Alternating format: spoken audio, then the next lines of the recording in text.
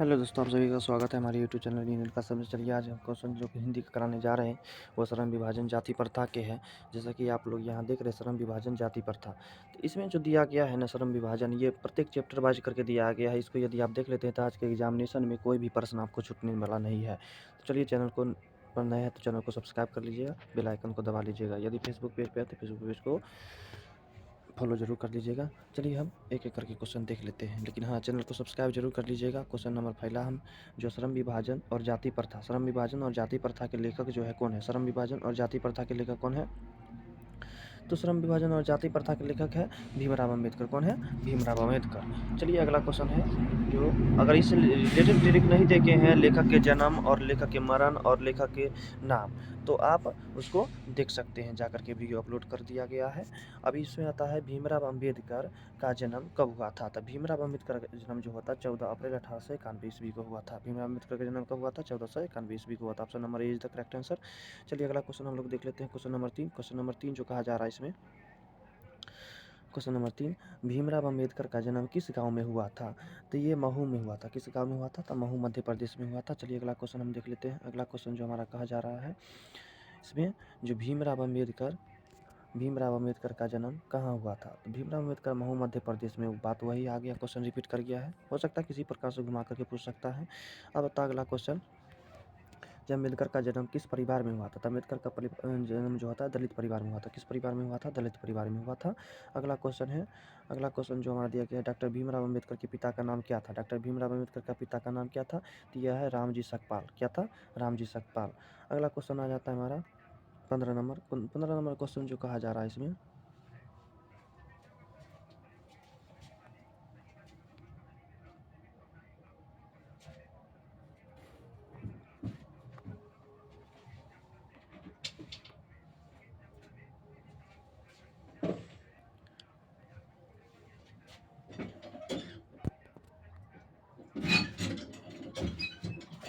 अगला क्वेश्चन है हमारा,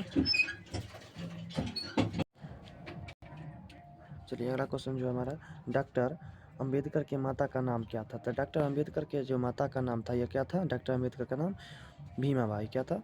भीमाबाई। चलिए अगला क्वेश्चन की ओर चलते हैं। अगला क्वेश्चन है क्वेश्चन नंबर 8। क्वेश्चन नंबर 8 जो कहा जा रहा है इसमें, क्वेश्चन नंबर 8, डॉक्टर अंबेडकर के उच्च शिक्षा,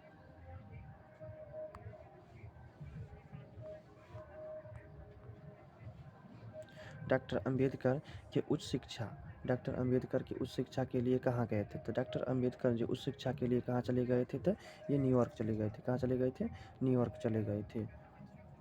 इससे आपको एक भी क्वेश्चन छूटने वाला नहीं है। इसको चलिए आप लोग बारीकी से देखते रहिए, एक भी क्वेश्चन फर्स्ट पाली और सेकंड पाली कोनों में नहीं छूटेगा क्वेश्चन। चलिए अगला क्वेश्चन है, अगला क्वेश्चन जो आता है हमारा, अगला क्वेश्चन, डॉक्टर अंबेडकर किसके प्रोत्साहन पर न्यूयॉर्क पढ़ने गए थे? तो ये बड़ौदा नरेश के। किसे? बड़ौदा नरेश के। चलिए अगला क्वेश्चन आता है, भीमराव अंबेडकर के मुख्य प्रेरक व्यक्ति कौन थे? तो भीमराव अंबेडकर के मुख्य प्रेरक व्यक्ति कौन थे? तो ये ऑप्शन नंबर सी है। कितने थे? तो 3 थे। कितने थे? 3 थे। चलिए अगला क्वेश्चन है, भीमराव अंबेडकर अपना प्रेरणा स्रोत किसे मानते थे? भीमराव अंबेडकर अपना प्रेरणा स्रोत किसे मानते थे? तो ये सभी को मानते थे। इसमें कबीर को भी मानते थे, बुद्धि को भी मानते थे, ज्योतिबा फुले को भी मानते थे। तो इसमें option number D is the correct answer हो जाएगा। चलिए अगला क्वेश्चन है हमारा, जो पूछा जा रहा है, कहता है भारतीय संविधान किसने लिखा था? तो भारतीय संविधान सब जानते हैं जी भीमराव अम्बेडकर ने लिखा था। चलिए अगला क्वेश्चन आ जाता है हमारा, जो भीमराव अम्बेडकर किस पत्रिका का संपादन किया था? तो भीमराव अम्बेडकर ने बहिष्कार भारत का। किसका? बहिष्कार भारत का। चलिए अगला क्वेश्चन है 15 नंबर क्वेश्चन को हम लोग देख लेते हैं। मूक नायक क्या है? तो मूक नायक जो है ना एक पत्रिका, क्या है? मूक नायक क्या है? एक पत्रिका है। मूक नायक एक पत्रिका है। चलिए अगला क्वेश्चन आ जाता है हमारा, डॉक्टर भीमराव अम्बेडकर की मृत्यु कब हुई थी? तो डॉक्टर भीमराव अम्बेडकर की जो मृत्यु हुई थी 1956 ईस्वी में। कब हुआ था? 1956 ईस्वी में हुआ था। डॉक्टर भीमराव अम्बेडकर की मृत्यु कहाँ हुई थी? डॉक्टर भीमराव अम्बेडकर की मृत्यु कहाँ हुई थी? तो डॉक्टर भीमराव अम्बेडकर की मृत्यु दिल्ली में हुई थी। कहाँ हुई थी? दिल्ली में। चलिए इस तरह के क्वेश्चन घुमा करके आपको पूछ दिया जा सकता है, इसलिए आप इस क्वेश्चन को बारीकी से देखते रहिए, एक भी प्रश्न आपको छूटने वाला नहीं है एग्जाम हॉल में। जाति पाति तोड़कर मंडल आयोग कहाँ होना था? जाति पाति को तोड़कर तोरक मंडल कहाँ होना था? तो इसमें आएगा लाहौर में। कहाँ होना था? लाहौर में होना था। अगला क्वेश्चन है जाति पाति तोरक मंडल कब हुआ? तो जाति पाति तोरक मंडल जो हुआ है, जाति पाति तोरक मंडल, ये कब हुआ था तो पता है? ये 1936 ईस्वी में हुआ था। कब हुआ था? 1936 ईस्वी में। चलिए अगला क्वेश्चन है इनहिलेशन ऑफ कास्ट को हिंदी में कितने रूपांतरित किया था? इनहिलेशन ऑफ द कास्ट को हिंदी में किसने रूपांतरित किया था? तो यह आता है ललाई सिंह यादव। किसको? ललाई सिंह यादव को। अगला क्वेश्चन आ जाता है the caste in India mechanism किनकी रचना है? The caste in India mechanism किनकी रचना है? तो सब जानते हैं ये भीमराव अंबेडकर की रचना है। चलिए अगला क्वेश्चन आ जाता है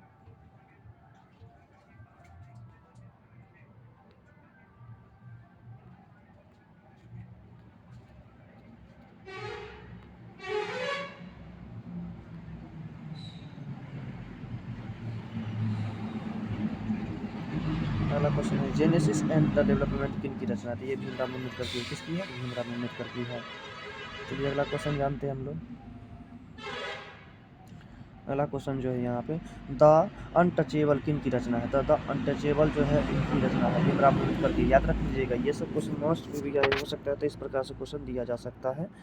अगला क्वेश्चन है हु आर द किनकी रचना है? हु आर दे किनकी रचना है? तो ये सब जानते हैं जी भीमराव अम्बेडकर की है। रचना वाला एक बार याद कर लीजिएगा, नहीं होगा तो वीडियो को दोबारा देख लीजिएगा, इससे कतई क्वेश्चन बाहर नहीं जाने वाला है। चलिए अगला क्वेश्चन है, अगला क्वेश्चन जो इसमें पूछा गया है हु आर सुधराज किनकी रचना है? तो हु आर सुधराज किनकी रचना है? तो हु आर सुधराज जो है भीमराव अम्बेडकर की ही रचना है। चलिए अगला क्वेश्चन देख लेते हैं बुद्धिजीवी एंड द कम्युनिज्म किनकी रचना है? बुद्धिजीवी एंड कम्युनिज्म किसकी रचना है? तो बुद्धिजीवी एंड कम्युनिज्म जो है ये भीमराव अम्बेडकर की। किसकी है? भीमराव अम्बेडकर की है, भीमराव अम्बेडकर की ही है। चलिए अगला क्वेश्चन की ओर चलते हैं हम लोग। इस सब में भीमराव अम्बेडकर की है। इसमें भी आएगा भीमराव अम्बेडकर का ही जन्म है। थॉस ऑन द लिग्निटिज्म स्टेट किनकी रचना है? तो ये भीमराव अम्बेडकर की है। चलिए अगला क्वेश्चन आ जाता है the rise and the fall the Hindu woman किनकी रचना है? तो ये भी आ जाएगा भीमराव अम्बेडकर की आ जाएगा। एनिहिलेशन ऑफ द कास्ट किनकी रचना है? तो ये भी भीमराव अम्बेडकर का ही एनिहिलेशन ऑफ द कास्ट किसकी रचना है? तो भीमराव अम्बेडकर की है। द अम्बेडकर का हिंदी में कितने खंडों में बांटा गया है? तो अम्बेडकर को है ना ये 21 खंडों में, कितने खंडों में? 21 खंडों में बांटा गया है। अगला जो आ जाता है अम्बेडकर ने भारत में बेरोजगारी का प्रमुख और प्रत्यक्ष कारण किसे माना? ये बहुत भी क्वेश्चन है, याद रख लीजिएगा। जाति प्रथा को माना, क्योंकि जाति के आधार पर लोगों को जॉब दिया जाता है या काम दिया जाता है, इसीलिए इसको प्रमुख कारण माने हैं। चलिए अगला क्वेश्चन आ जाता है हमारा अम्बेडकर के अनुसार भाईचारे का वास्तविक रूप क्या है? तो अम्बेडकर के अनुसार भाईचारे का जो वास्तविक रूप है ना, दूध और पानी के मिश्रण के जैसा है। किसके जैसा है? दूध और पानी के जैसे के मिश्रण के जैसा है।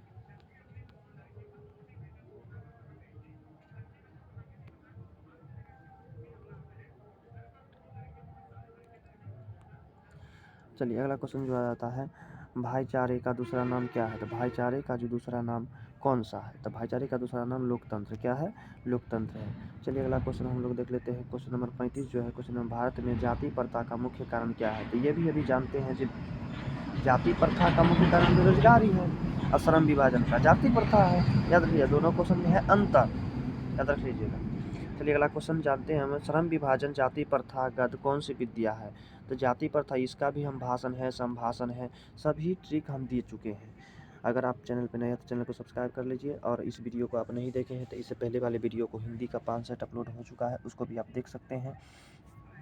चैप्टर वाइज भी नोट्स हम करा चुके हैं, चैप्टर वाइज भी ऑब्जेक्टिव करा चुके हैं, और श्रम विभाजन जैसे मतलब याद करने वाले जो टॉपिक है, जितना भी कठिन है, सभी के बारे में हम ट्रिक से, जो आपको देखते ही याद हो जाएगा, उस तरह का हम क्वेश्चन बना करके PDF बना करके हमने प्रोवाइड करवाया है। चलिए अगला क्वेश्चन आ जाता है श्रम विभाजन जाति प्रथा के गद कौन सी विद्या है? तो ये निबंध है। क्या है? निबंध है। अगला आ जाता है श्रम विभाजन कैसे समाज की आवश्यकता है? श्रम विभाजन कैसे समाज की आवश्यकता है? तो श्रम विभाजन जो है ना, ये सभ्य समाज है। क्या है? सभ्य समाज है। चलिए अगला क्वेश्चन देख लेते हैं। क्वेश्चन जो होता है बाबा साहेब के अनुसार आदर्श समाज किसे कहा जाता है? तो बाबा साहेब के अनुसार सभी कथन सही है, इसमें बंधुत्व पर आधारित, समानता पर आधारित, स्वतंत्रता पर आधारित सब है। चलिए अगला आ जाता है क्वेश्चन नंबर 39। क्वेश्चन नंबर 39 जो कहा जा रहा है, जाति प्रथा श्रम विभाजन के साथ किसका रूप लिए हुए है? तो जाति प्रथा श्रम विभाजन का जो रूप है ना, ये श्रमिक विभाजन का रूप लिए है। किसका? श्रमिक विभाजन का रूप लिए हुए हैं। चलिए अगला क्वेश्चन हम लोग देख लेते हैं। अगला क्वेश्चन है, जाति प्रथा क्या निर्धारित करता है? तो जाति प्रथा इसमें पेशा निर्धारित कर देता है।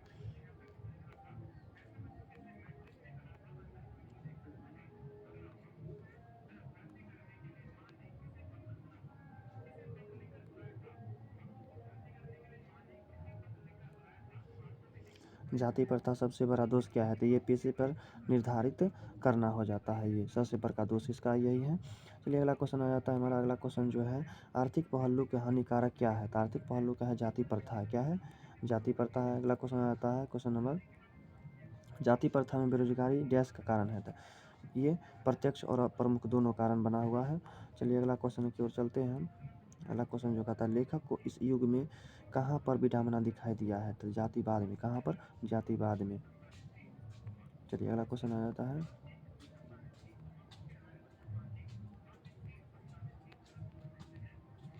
अंबेडकर के अनुसार जाति प्रथा के पोषक, अंबेडकर के अनुसार जाति प्रथा के पोषक पक्ष में क्या तर्क देते हैं? बहुत ही यह क्वेश्चन है और ये सब्जेक्टिव के तौर पे दिया गया है, जिसको हम लोग देख सकते हैं। इसको पढ़ लीजिए बारीकी से, स्क्रीनशॉट ले लीजिए। हम क्वेश्चन को स्लिप कर रहे हैं आगे की ओर।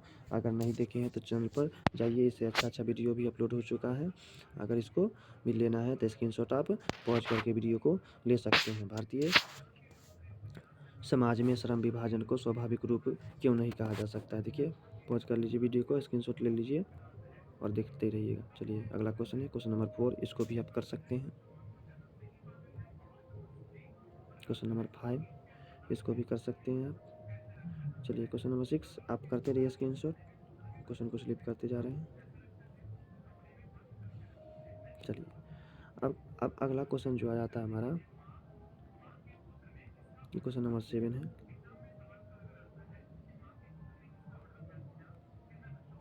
क्वेश्चन नंबर 8 है। क्वेश्चन नंबर 9 है। क्वेश्चन नंबर 10 है। अब आता है विष के दांत। क्या आता है? विष के दांत। अब देखिए, इसमें विष के दांत से भी ऑब्जेक्टिव पूछा जाता है। जो पहला चैप्टर है, पहला पार्ट है, मतलब दूसरा पार्ट है। और दूसरा पार्ट में जो पूछा गया है, एक आता है विष के दांत, पाठ के लेखक कौन है? तो हम इससे अच्छा ट्रिक, बहुत ही इंपॉर्टेंट, जो कि आपका ये देखते ही आपको याद हो जाएगा, कहीं से भी कोई दिमाग लगाने की ज़रूरत नहीं है। ये विनोद कुमार शुक्ल क्या है, और इसका जन्म मरण तक भी हमने बता दिया। जो बच्चों को नहीं याद होता है ना, वो भी आसान तरीका से याद हो जाएगा। विष के दांत के लेखक कौन है? तो विनोद कुमार शुक्ल है। चलिए अगला क्वेश्चन जो आता है, नलिन बिलोचन शर्मा का जन्म कब हुआ था? नलिन बिलोचन शर्मा का जो जन्म हुआ था, ये हुआ था 18 फरवरी 1916 ईस्वी को। आप ये सभी नहीं याद होगा ना, तो आप वीडियो देख लीजिए। इससे पहला वाला जो वीडियो है ना, ये लेखक के जन्म मरण पर है। तो एक बार आप देख तो लीजिए, फिर उसके बाद यकीन मान लीजिए आपको याद ना हो गया तो फिर कहिएगा।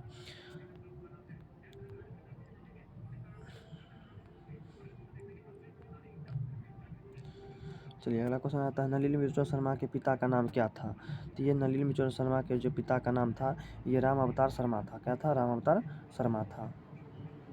चलिए अगला क्वेश्चन आता है क्वेश्चन नंबर 4। क्वेश्चन नंबर 4 में क्या कहा जा रहा है, नलिनी बिलोचन शर्मा के माता का नाम क्या था? तो ये रत्नावती शर्मा था। क्या था? रत्नावती शर्मा था। अगला क्वेश्चन आता है, दृष्टिकोण किसने लिखा था? दृष्टिकोण किसने लिखा था? तो दृष्टिकोण है नलिनी बिलोचन शर्मा ने लिखा था। चलिए अगला क्वेश्चन है, मानदंड किसने लिखा था? मानदंड। तो मानदंड जो है ना, ये नलिनी बिलोचन शर्मा ने लिखा था। अगला क्वेश्चन आता है, साहित्य का इतिहास दर्शन किसने लिखा था? साहित्य का इतिहास दर्शन, ये नलिनी बिलोचन शर्मा का ही साहित्य का दर्शन। विष के दांत पाठ क्या है? निबंध है। ये सभी हम ट्रिक दे चुके हैं। निबंध है, विद्या है, भाषण है, डायरी है, क्या है नहीं है, इस सब पर भी हम ट्रिक दे चुके हैं। यदि आप एक बार भी देख लेते हैं तो आपको 5 से 10 नंबर कन्फर्म कर दिया जाएगा। चलिए, तो इस प्रकार क्वेश्चन को कहा जाता है विष के दांत क्या है? कहानी है। अगला क्वेश्चन आता है, नलिनी बिलोचन शर्मा का जन्म कहाँ हुआ था? नलिनी बिलोचन शर्मा का जन्म जो हुआ था ना, ये कहाँ हुआ था? पटना में हुआ था, जो हमारा बिहार का प्रसिद्ध राजधानी भी कहलाता है।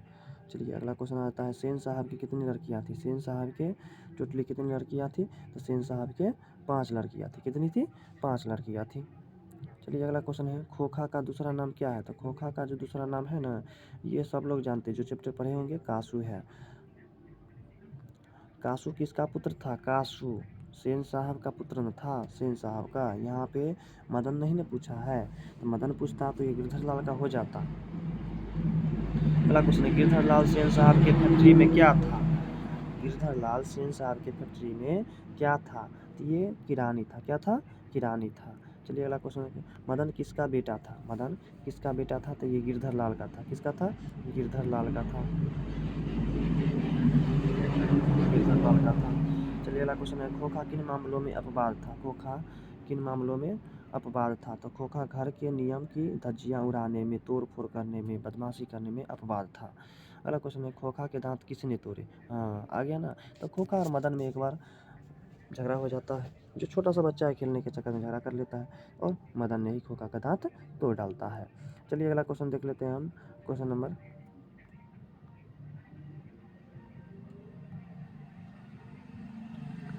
क्वेश्चन जो कहा गया, मदन ने खोखा की कितनी दांतें तोड़ डाले थे? तो ये आ जाता है 2 दांत। कितने? 2 दांत। आगे याद रख लीजिएगा, सेन साहब की मतलब कार, नई कार जो है ना, नई मोटर कार, उसकी कीमत क्या थी? ये 7,500। कितना था? 7,500। हो सकता है हिंदी में भी लिख करके दिया हो सकता है, 7500 भी लिख दिया है, 7,500 याद रख लीजिएगा। जैसे पूछे, सेन साहब की मोटर कार किस रंग की थी? तो सेन साहब की जो मोटर कार जो थी ना, ये काला रंग की चमचमाती हुई कार थी।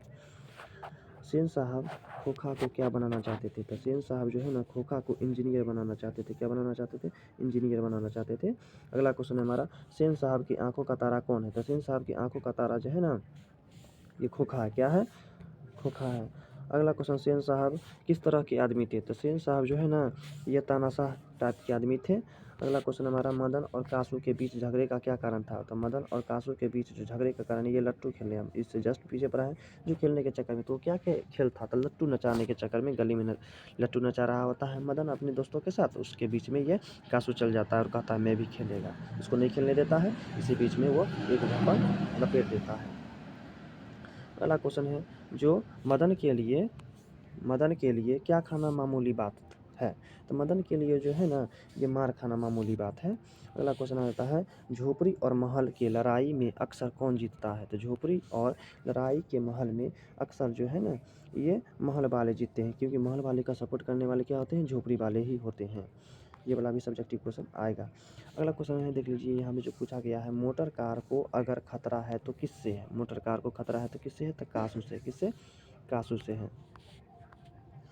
अगला है, नलिन बिलोचन शर्मा का जन्म कब हुआ था? तो नलिन बिलोचन शर्मा का जो जन्म हुआ था, यह आता है 22 अप्रैल 1925 ईस्वी को। कब हुआ था? 22 अप्रैल 1925 ईस्वी को। खोखा किस कहानी का पात्र है? तो ये सभी लोग जानते हैं। अभी खोखा जो है ना, खोखा किन कहानी का पात्र है? तभी हम कथी पढ़ा रहे हैं, विष के दांत। तो विष के दांत हो जाएगा इसका आंसर। खोखा नाउम्मीद बुढ़ापे का क्या है? तो नाउम्मीद बुढ़ापे का एक सहारा है। क्या है? सहारा है। अगला क्वेश्चन, सीमा कौन थी? तो सीमा जो है ना, सेन साहब की पुत्रिया थी। क्या थी? सेन साहब की बेटी या पुत्रिया, तो बात हुआ ये सेन साहब की पुत्रिया थी। सेन साहब की पुत्रिया थी। चलिए अगला क्वेश्चन हम देख लेते हैं। अगला क्वेश्चन जो पूछा गया है यहाँ पे, 31 नंबर क्वेश्चन, सेन साहब की गाड़ी कौन छू रहा था? तो सेन साहब की जो गाड़ी है ना, ये मदन छू रहा था, जिसका उसका सोफर ने उससे उलझ गया था।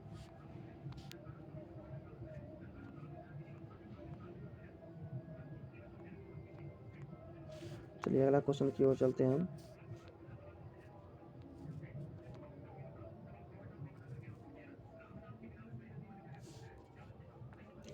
मिस्टर सिंह की गाड़ी की हवा किसने निकाल दिया था? तो ये आ जाता है, मिस्टर सिंह की गाड़ी की हवा जो है, कासू ने ही निकाल दिया था।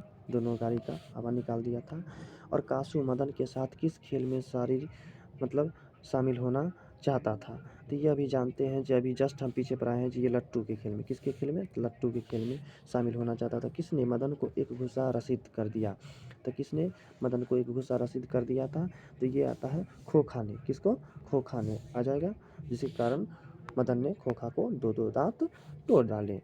अगला क्वेश्चन आता है, ऐसे ही लड़के आगे चल करके गुंडा चोर मावाली बनते हैं, यह कथन किसने कहा था? तो यह कथन जो आता है, सेन साहब ने कहा था। किसके बारे में कहा था? तो ये मदन के बारे में कहा था।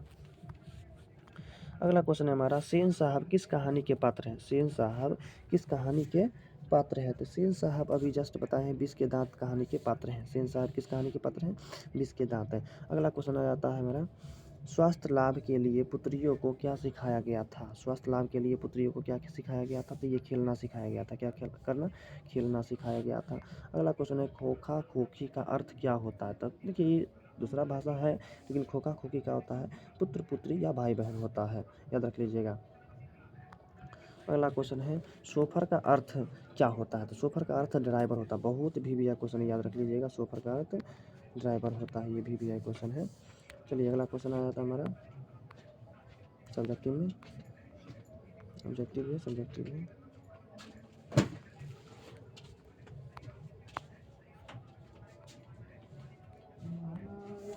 मदन अक्सर किसके हाथों पीटा करता था? तो मदन जो है ना अपने पिता के हाथों के द्वारा पीटा करता था।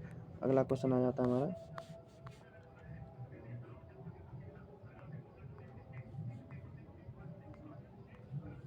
क्वेश्चन सब्जेक्टिव में।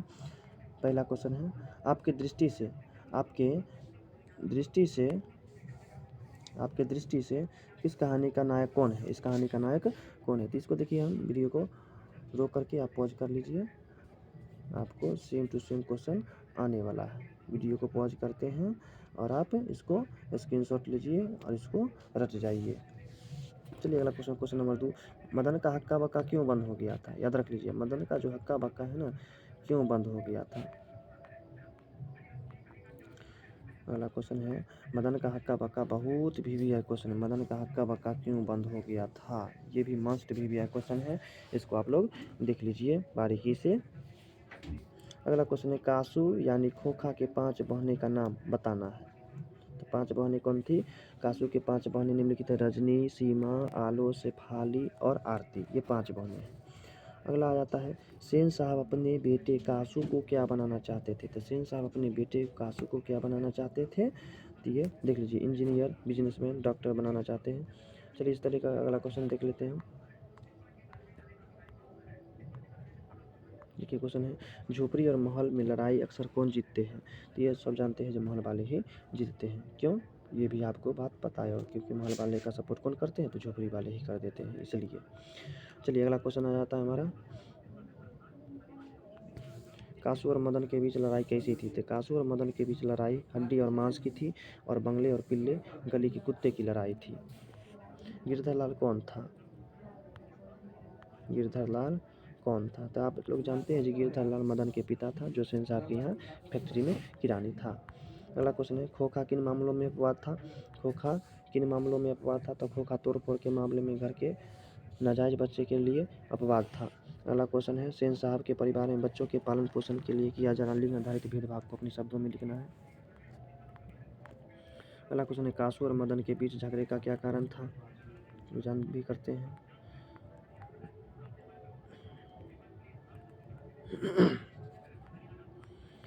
चलिए क्वेश्चन नंबर मतलब सब्जेक्ट में आ जाएगा यहाँ, भारत से हम क्या सीखे।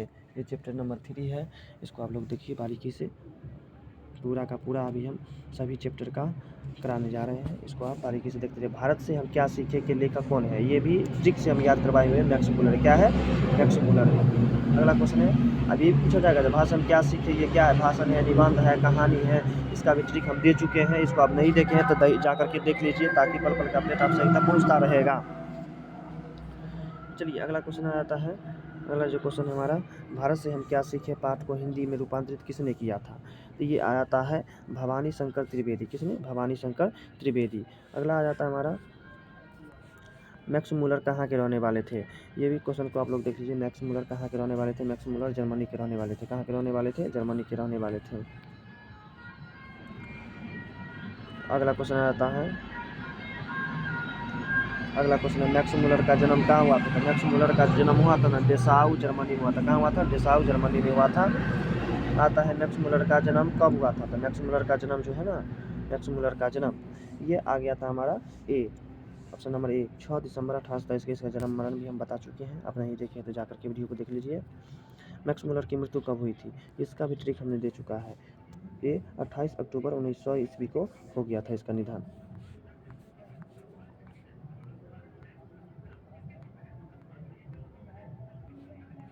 अगला क्वेश्चन है मैक्स मुलर के पिता का क्या नाम था। मैक्स मुलर के पिता का नाम क्या था। तो मैक्स मुलर के जो पिता का नाम विल्हेमस मूलर था। क्या था? विल्हेमस मूलर था।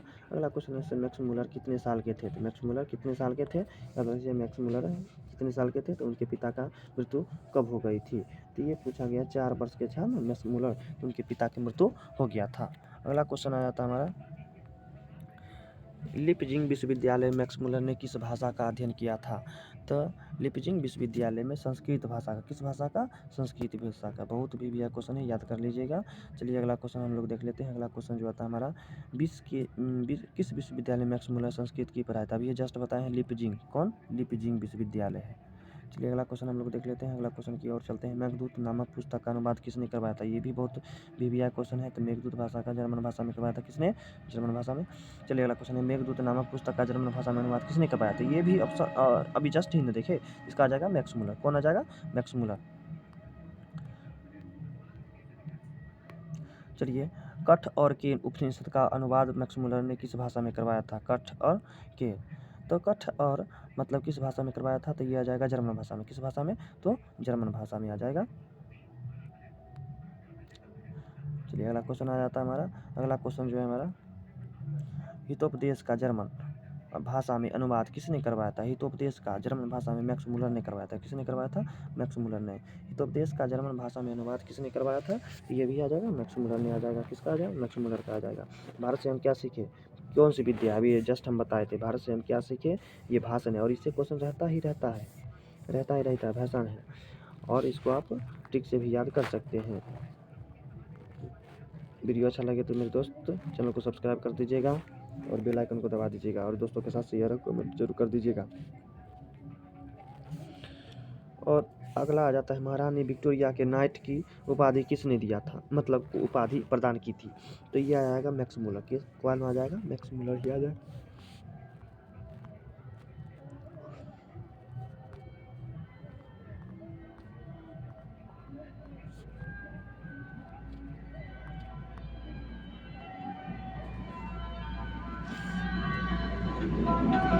अच्छा आता है जे 18 नंबर क्वेश्चन, सच्चा भारत कहाँ बसता है। तो सच्चा भारत जो है ना गाँव में बसता है। कहाँ बसता है? तो गाँव में, खेतों में, खलिहानों में। अगला भारत में सर्वाधिक आबादी कहाँ बसती है। तो शहरों में। कहाँ जाएगा? गाँव में या शहरों में। तो भारत में सर्वाधिक आबादी जो है ना गाँव में लोग ज़्यादा निवास करते हैं। कहाँ? गाँव में ज़्यादा लोग निवास करते हैं।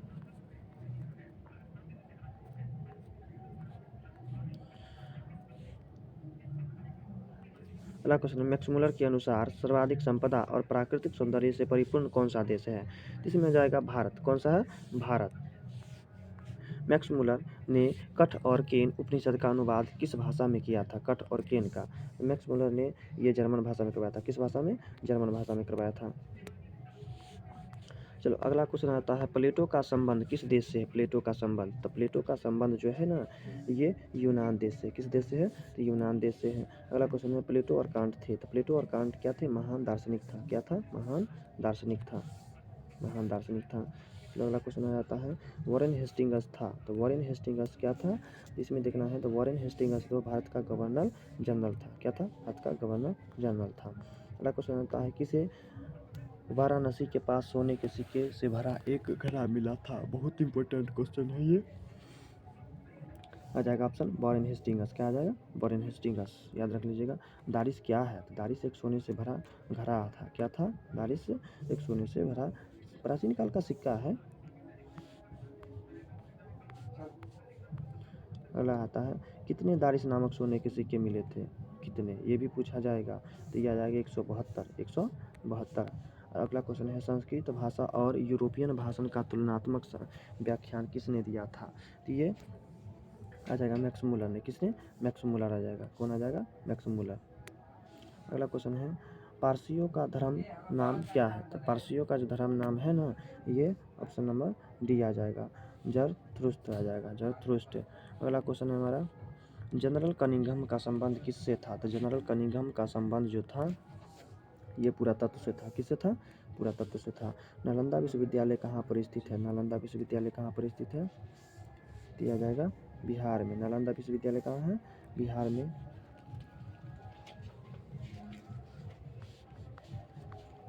अगला क्वेश्चन है नृवंश विद्या किससे संबंधित है? तो ये मानव विज्ञान से। किससे? मानव विज्ञान से। अगला क्वेश्चन आता है हरकस थे। हरकस क्या थे? तो हरकस जो थे ना, ये वनस्पति वैज्ञानिक थे। कौन थे? वनस्पति वैज्ञानिक थे।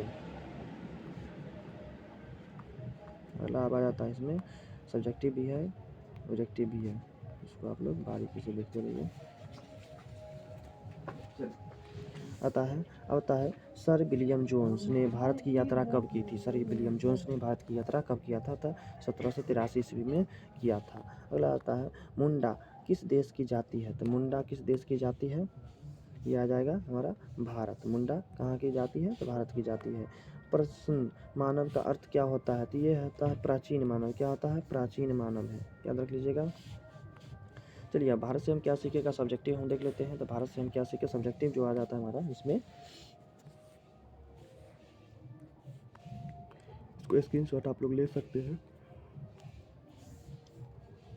सच्चे भारत का दर्शन कहाँ हो सकता है? तो मैक्स मुलर के अनुसार सच्चे भारत का जो दर्शन है सिर्फ भारत के गाँव में हो सकता है, आज के कोलकाता, मुंबई, मद्रास जैसे शहरों में नहीं हो सकता है। अगला क्वेश्चन आता है धर्म की दृष्टि से भारत का क्या महत्व है? तो धर्म की दृष्टि से भारत का क्या महत्व? धर्म की दृष्टि से भारत एक अलग महत्व को धारण किया हुआ।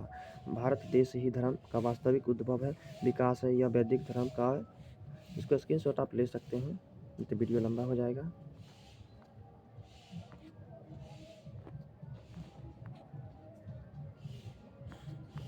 अगला क्वेश्चन है भारत और अतीत सुदूर भविष्य को जोड़ता है। अगला क्वेश्चन है लेखक ने सिकंदर किसे कहा है? बहुत इंपॉर्टेंट क्वेश्चन है। लेखक ने वॉरेन हेस्टिंग्स से संबंधित किस दुर्भाग्यपूर्ण घटना का हवाला किया था?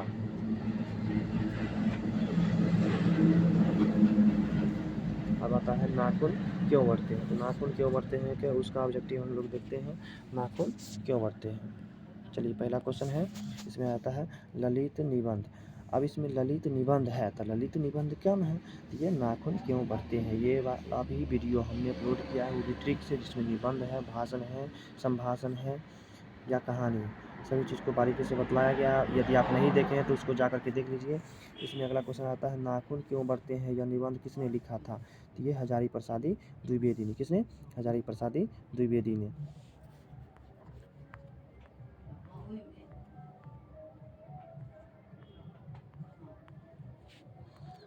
अगला आ जाता है निर्लज प्राणी। निर्लज अपराधी किसे कहा? निर्लज अपराधी नाखून को कहा गया जिसे बार बार काटा जाता है और वह बार बार बढ़ जाता है। अगला आता है किस देश के लोग बड़े बड़े नख पसंद करते हैं? किस देश के लोग बड़े बड़े नख पसंद करते हैं? तो ये आ जाएगा हमारा गौर देश के। कौन देश के? गौर देश के आ जाएगा। चलिए अगला आता है कौन छोटे छोटे नखों को पसंद करते हैं? अब कोई हो सकता है बड़े बड़े नख को पसंद करते हैं, तो यह आ जाएगा दक्षिणातत्य। क्या आ जाएगा? दक्षिणातत्य आ जाएगा। चलिए अगला क्वेश्चन है हजारी प्रसाद का जन्म कहाँ हुआ था? हजारी प्रसाद का जन्म जो हुआ था, हजारी प्रसाद का जन्म जो हुआ था ये बलिया में हुआ था। कहाँ हुआ था? बलिया में हुआ था, याद रख लीजिएगा, बलिया में हुआ था। चलिए अगला क्वेश्चन आ जाता है हमारा नख किसका प्रतीक है? तो नख जो है ना पशुता का प्रकृति, किसका है? पशुता का। चलिए अगला क्वेश्चन आता है दूसरे के इशारों पर भटकने वाले लोगों को क्या कहते हैं? दूसरे के इशारों पर भटकने वाले लोगों को हम लोग ये आता है मूढ़ लोग कहते हैं। मूढ़ लोग क्या कहते हैं? मूढ़ लोग कहते हैं। हजारी प्रसादी को साहित्य अकादमी पुरस्कार किस रचना पर मिला था? हजारी प्रसाद का, तो यह आलोक पर्व का। किसका? आलोक पर्व का। चलिए अगला क्वेश्चन आ जाता है प्राचीन मानव प्रमुख अर्थशास्त्र कौन था? तो ये आ जाता है नाखून। क्या है? नाखून, क्योंकि उसी अस्त्र शस्त्र से मानव अपना जीवन को जीता था। अगला क्वेश्चन आ जाता है सब पुराने अच्छे नहीं होते और सब नए खराब नहीं होते। तो यह किसका कथन है? तो यह है कालिदास का। किसका? कालिदास का है। आर्यों के पास क्या था? तो इनमें से सभी था। क्या था? लोहे का अस्त्र था, घोड़े था, मिट्टी के घर था, इनमें से सभी था। तो ये सभी था। नकधर मनुष्य आज किस पर भरोसा कर रहा है? नकधर मनुष्य, तो नकधर मनुष्य जो है ना ये एटम बम पर विश्वास कर रहा है। किस पर कर रहा है? एटम बम पर कर रहा है। चलिए नाखून क्यों बढ़ते हैं यह प्रश्न के लेखक ने किसने पूछा था? तो यह जो पूछा था ना ये बेटी ने पूछा था। किसने पूछा था? बेटी ने पूछा था। चलिए अगला क्वेश्चन आता है हिरोशिमा कहाँ स्थित है। तो हिरोशिमा जो है ना ये जापान में स्थित है। कहाँ स्थित है? जापान में स्थित है। अगला आता है दधीची की हड्डी से क्या बना था। दधीची की हड्डी से क्या बना था। तो दधीची की हड्डी से जो है इंद्र का वज्र बना था। क्या बना था? इंद्र का वज्र बना था। इसको द्विवेदी जी ने निर्लज अपराधी किसे कहा है। तो ये निर्लज अपराधी नाखून को कहा है। अगला क्वेश्चन आता है भारत की संस्कृति से क्या विशेषता है। तो भारत की संस्कृति जो है ना ये बंधन युक्त है। भारत की संस्कृति कैसी है? तो बंधन युक्त है। हजारी प्रसादी द्विवेदी किससे गर्व है? किस पे गर्व है? तो ये हजारी प्रसादी द्विवेदी को जो है ना भारतीय परंपराओं पर गर्व है। अगला क्वेश्चन आता है हिंदी साहित्य का आदिकाल किनकी कृति है। हिंदी साहित्य का आदिकाल यह आ जाएगा हजारी प्रसाद द्विवेदी की। किसकी? हजारी प्रसाद द्विवेदी के नाखून का इतिहास पुस्तक से मिलता है। तो किस पुस्तक से मिलता है? तो ये कामसूत्र से मिलता है, याद रख लीजिएगा। अगला क्वेश्चन है हम बार बार नाखून क्यों काटते हैं। बार बार नाखून हम लोग ये बर्बरता और समापन हेतु के लिए हम लोग काटते हैं। अगला क्वेश्चन है अनाम दास का पोथा साहित्य किस विद्या की रचना है। अनाम दास की। अनाम दास का पोथा साहित्य की किस विद्या की रचना है। तो यह आएगा हमारा उपन्यास। किसका? उपन्यास का। द्विवेदी जी के आलोक पर्व पर कौन सा पुरस्कार मिला था। द्विवेदी जी तो द्विवेदी जी जो है ये आ जाएगा साहित्य अकादमी पुरस्कार मिला था। किसका था? साहित्य अकादमी पुरस्कार मिला था। Option number D is the correct answer. मनुष्य की नाखून की ज़रूरत क्या थी। तो मनुष्य की नाखून की जो ज़रूरत है ना ये जंगली जीवन में।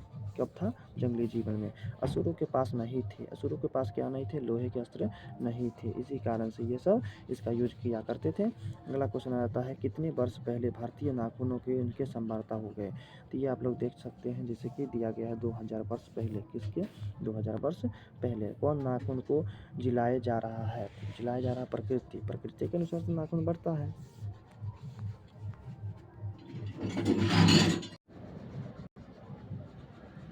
अब इसमें आएगा अगला क्वेश्चन दतालंबी क्या है। तो दतालंबी जो है ये दांत को धारण करने वाला है। दांत को धारण करने वाला है। अगला क्वेश्चन द्विवेदी जी को निर्लज अपराधी किसे कहा है। तो द्विवेदी जी जो है निर्लज अपराधी नाखून को कहा है। किसको कहा है? नाखून को कहा है। चलिए अगला क्वेश्चन देखते हैं काम सूत्र किन की रचना है। तो काम सूत्र जो है ना किन की रचना है। ये आ जाएगा हमारा ये C number. Option number C आ जाएगा इसमें गिनती में। चलिए अगला क्वेश्चन देखते हैं शिक्षक का अर्थ होता है। शिक्षक का अर्थ तो शिक्षक का अर्थ होता है मोम। क्या हो जाता है? मोम आ जाता है। मोम। चलिए अगला क्वेश्चन महाभारत क्या है। तो महाभारत जो है ना ये पुराण है। क्या है? पुराण है। अगला क्वेश्चन हिरोशिमा कहाँ स्थित है। ये भी क्वेश्चन मस्ट भी आया है। जापान में स्थित है। अगला क्वेश्चन हजारी प्रसाद द्विवेदी का जन्म कहाँ हुआ था।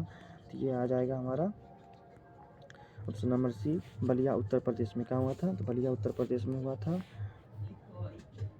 देखिए नाखून क्यों बढ़ते हैं सब्जेक्टिव का दिया गया है। जैसे आप इसको स्क्रीनशॉट ले सकते हैं।